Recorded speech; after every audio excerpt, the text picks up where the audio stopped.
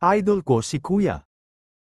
Aling Ising, tingnan po ninyo ang post na ito. Viral sa Facebook ang anak ninyong si Louie. May 2 million views na ang video tungkol sa kanya. Natataranta ang kapitbahay naming si Gino habang ipinakikita kay nanay ang video sa kanyang cellphone.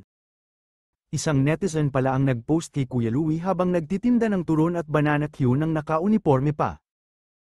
Napakaraming humanga sa sipag at tiyaga ni Kuya.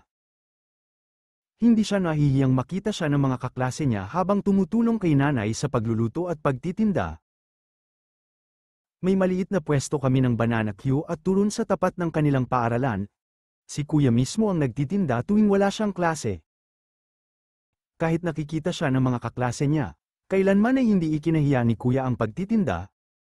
Pagkatapos ng mag-viral ng post tungkol sa kanya ay lalo pang lumakas ang aming tindahan. Pila ang mga namimili lalo na kung si Kuya ang nagbabantay. Maraming gustong magpakuha ng larawan kasama ang tinaguriang banana cute guy ng social media. Kuya, hindi ka ba napapagod? Pinagsasabay mo ang pag-aaral at pagtitinda. Minsan ay naitanong ko sa kanya. Julio, syempre napapagod din. Pero kailangan nating tulungan sina nanay at tatay, nakangiting sagot niya sa akin. Napakabait ding kapatid ni Kuya, siya ang nagtuturo ng assignment na hindi ko maintindihan at ang gumagawa ng mga gawaing bahay kapag abala si nanay sa tindahan. Noong graduation ni Kuya, lahat kami sa pamilya ay nagpunta. Espesyal ang araw na ito dahil umuwi pa si tatay mula sa Saudi para lang makadalo.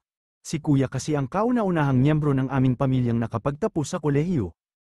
Napatalon ako nang tawagin ang kanyang pangalan, Louie Magpantay, magna cum laude. Kuya ko yan, buong pagmamalaki kong sigaw. Nakita ko sina nanay at tatay na nagpupunas ng kanilang hindi mapigil ang luha habang nakangiting nakatingin kay Kuya. Bamulong ako sa aking magulang. Nay, tay, mag-aaral din po akong mabuti tulad ng idol kong si Kuya. Niyakap ako ng mahigpit ng aking nanay at tatay. Idol ko si Kuya.